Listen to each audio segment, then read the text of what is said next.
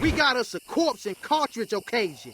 Welcome back to the channel, everyone. Today we're going to be taking a look at Armor King's story for Tekken 8. I was told that there's hints of Marduk in here, and you know, Marduk is a character who I think is going to be first in season 3. This is just my own prediction. It's not confirmed, but I think it's going to be Marduk, Julia, and Miguel. If that is to be true, it makes sense that they would hint and tease at what's coming next with Marduk. So I'll just start off with reading what it says. The heel wrestler Armor King set foot into the ring of the King of the Iron Fist Tournament 7, seeking to avenge his fallen elder brother. First off, this rivalry has been going on for so long. I hope that Tekken 8 can really be a conclusive end to this rivalry between King, Armor King, Marduk, Julia, all of them. I hope it can be over and we can start getting new variations of these characters, like a continuation of the story. We've been doing this rivalry for so many characters for like 30 years. Raven, Dragunov, Yoshi, Brian, King, Marduk. Like, come on, bro. Like end it already. You know, give us what's next. It says, however, before he could state his thirst for vengeance, fate intervened when the tournament organizer suddenly vanished, leading to the tournament's cancellation. Another thing that I'll say about this part is that we had Tekken 6, 7, and 8.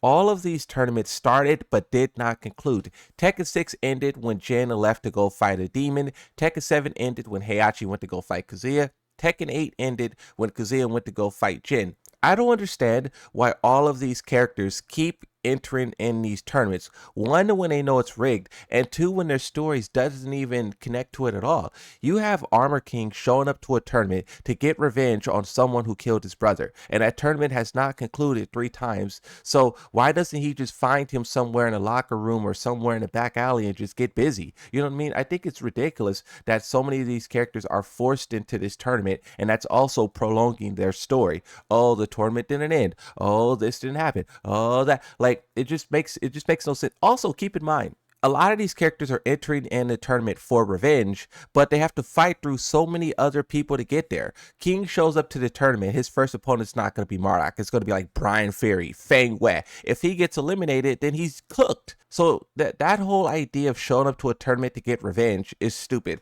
Let's keep going. Soon after the world was overtaken by G-Corp Reign of Terror, unsure of where he get his next opportunity for revenge, Armor King was forced to spend his days stewing in his own. Then one day, King, the undisputed champion of pro wrestling, appeared before him. King, who once had been consumed by the very same desire for revenge, did everything in his power to stop him. However, his words fell on deaf ears.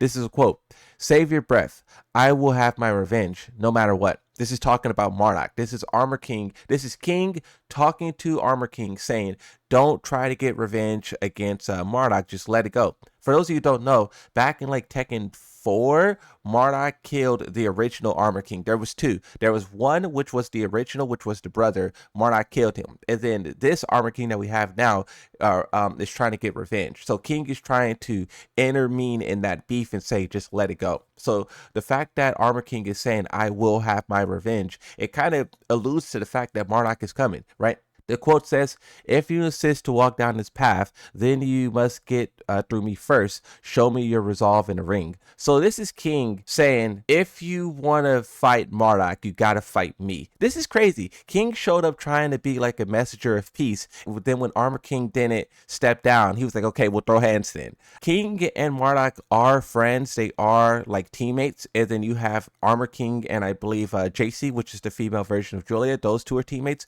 So you do have the team versus team shenanigans. I hope if they do add Julia after Marduk, I hope that they add JC instead, and then they give JC like an outfit that's kind of matching Armor King. I think that would be really cool, bro. Julia, her story is just all over the place. Yes, they could tie it into Ogre because Ogre is like having a comeback with like Mizuru and her story, but I think really they could do both. They could have Julia doing the Ogre thing, but then they could have the alternate outfit JC doing the Armor King thing. That'd be fire. 2 stories in one. I would love that. To continues, it says, thus the normally recent King throws down the gauntlet, putting his life on the line to prevent his mentor's brother from continuing down the same foolish path of vengeance he once followed. So King is trying to beat Armor King into submission. Armor King bore King, no I will. What is that? That's a weird statement. He has been a beloved apprentice of his older brother, after all. However, he could not let anyone stand in his way. What this seems to be referring to is how the king that stands before Armor King right now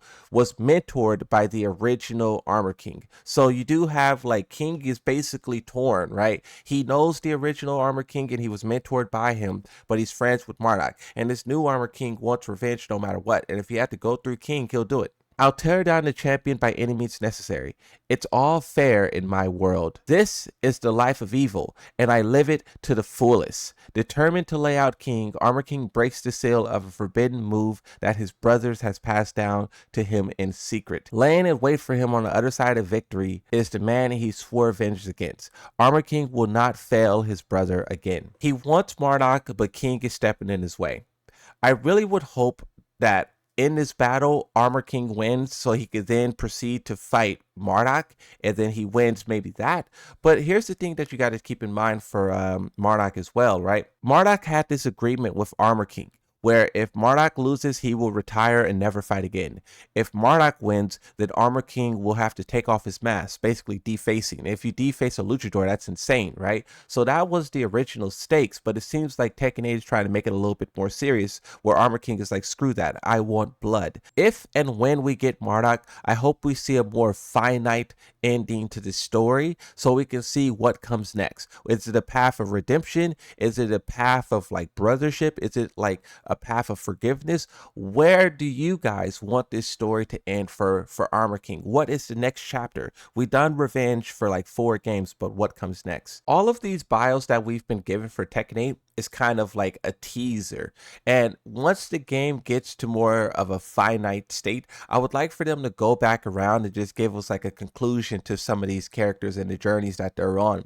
Brian Fury had a huge teaser. Zhao Yu, Yoshimitsu, a lot of these characters in their bios had very huge teasers, and it's just like a cliffhanger. And we don't know if the story will be continued, concluded, or carried over into Tekken 9, or if it will be scrapped entirely. Hopefully the developers this time around is planning out a story that will branch multiple games, and they know where they want to take these characters, because a lot of time has been wasted with these characters going around in circles, repeating the same tropes, repeating the same steps.